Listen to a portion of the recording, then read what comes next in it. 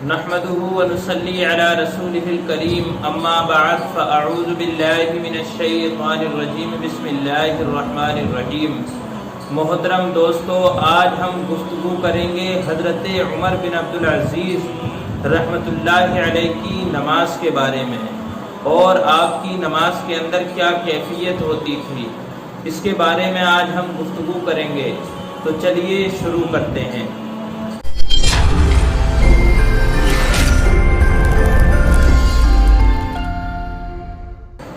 حضرت عمر بن عبدالعزیز رحمۃ اللہ علیہ سے سبھی لوگ واقف ہیں۔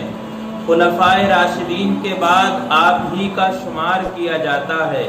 ان کی بیوی فرماتی ہے کہ عمر بن عبدالعزیز رحمۃ اللہ علیہ سے زیادہ وضو اور نماز میں مشغول ہونے والے لوگ اور بھی ہوں گے، لیکن ان سے زیادہ اللہ سے ڈرنے والا میں نے نہیں دیکھا۔ عشاء کی نماز کے بعد مصلی پر بیٹھ جاتے اور دعا کے لیے ہاتھ اٹھا دیتے اور روتے رہتے، یہاں تک کہ اسی میں نیند کا غلبہ ہوتا تو آنکھ لگ جاتی۔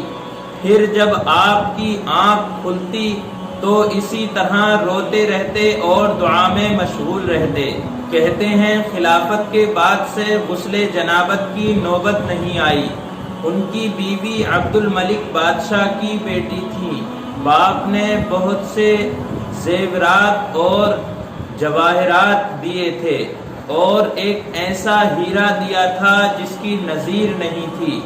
آپ نے اپنی بیوی سے فرمایا کہ دو باتوں میں سے ایک کو اختیار کر، یا تو وہ سارا مال اللہ کے واسطے دے دے کہ میں اس کو بیت المال میں داخل کر دوں، یا مجھ سے جدائی اختیار کر لے۔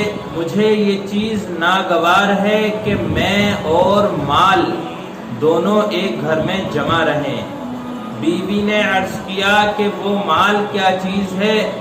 اس سے کئی گنا مال بھی اگر ہو تو اس کے بدلے بھی میں آپ کو نہیں چھوڑ سکتی۔ یہ کہہ کر سب کا سب مال بیت المال میں داخل کر دیا۔ آپ کے انتقال کے بعد جب عبد الملک کا بیٹا بادشاہ بنا تو اس نے بہن سے دریافت کیا کہ اگر تم چاہو تو تمہارا زیور تم کو واپس دے دیا جائے۔ فرمانے لگی جب میں اپنے شوہر کی زندگی میں اس مال سے خوش نہ ہوئی تو ان کے وصال کے بعد اس سے کیسے خوش ہو جاؤں گی۔ مرض الموت میں آپ نے لوگوں سے پوچھا کہ لوگوں اس مرض کے متعلق کیا خیال کیا جاتا ہے؟ کسی نے عرض کیا کہ لوگ جادو سمجھ رہے ہیں۔ آپ نے فرمایا نہیں۔ پھر آپ نے ایک غلام کو بلایا اور اس سے پوچھا کہ مجھے زہر دینے کے لیے تجھے کس چیز نے آمادہ کیا ہے؟ اس نے کہا مجھے 100 دینار دیے گئے ہیں اور مجھ سے آزادی کا وعدہ کیا گیا ہے۔ آپ نے فرمایا وہ دینار لے آ۔ اس نے حاضر کر دیے۔ آپ نے ان 100 دینار کو بیت المال میں داخل کروا دیا اور غلام سے فرمایا کہ تو ایسی جگہ چلا جا جہاں تجھے کوئی نہ دیکھے۔ انتقال کے وقت مسلمہ ان کی خدمت میں حاضر ہوئے اور عرض کیا کہ آپ نے اولاد کے ساتھ ایسا کیا جو کسی نے بھی نہیں کیا ہوگا۔ آپ کے 13 بیٹے ہیں، لیکن آپ نے نہ ان کے لیے کوئی روپیہ چھوڑا اور نہ کوئی پیسہ چھوڑا۔ آپ نے فرمایا کہ میں نے ان کا کوئی حق نہیں دبایا ہے، اور جو دوسروں کا حق تھا وہ ان کو دیا نہیں۔ بس اگر وہ نیک ہیں تو خود اللہ تبارک و تعالی ان کا کفیل ہے، جیسا کہ اللہ تبارک و تعالی نے قرآن پاک میں ذکر کیا ہے، وَهُوَ يَتَوَلَّى الصَّالِحِينَ، اور وہی نیک لوگوں کا کفیل ہے۔